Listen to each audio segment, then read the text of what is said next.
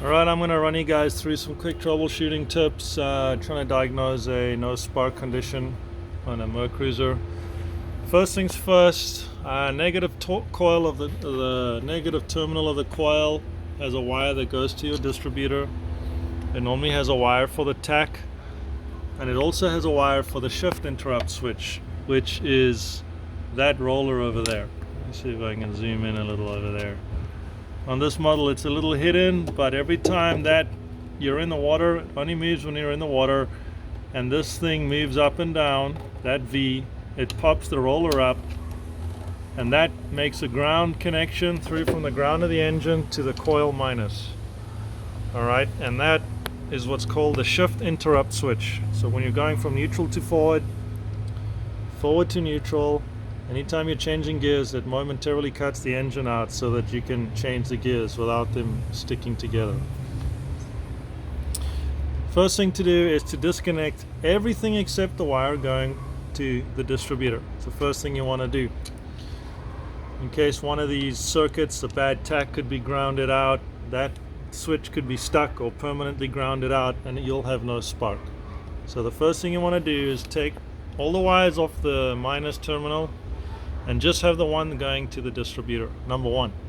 Number two is, with the key in the on position, you have to have 9 to 12 volts on the positive terminal. If you don't, there's a problem. You have to have it. If you find that it only seems to fire while you're cranking, that is because the starter has a separate terminal down there, right in the bottom there. Sometimes it's on the slave solenoid, which would be this terminal. You see how there's an S? S is for start, I is for ignition. Okay? Whether it's coming from your slave solenoid or your primary solenoid down there, the principle is the same. The moment when your key is in the starting position, it pretty much sends a 12 volt boost from either there or down there to your coil positive. Gives you a full 13 volt over there, and what that does is, the moment you release off the starter, that disengages and you're down to a regular 9 or 10 volts resisted here. So that's like a boost wire. So the way to test it is disconnect the yellow cable for the starter, which is the one down there where my screwdriver is. It's on the inside of the block. Take that off, put a multimeter on the positive switch, have someone put the key in the start position and see if the volts increase by 2 to 3 volts. If not, that's not connected.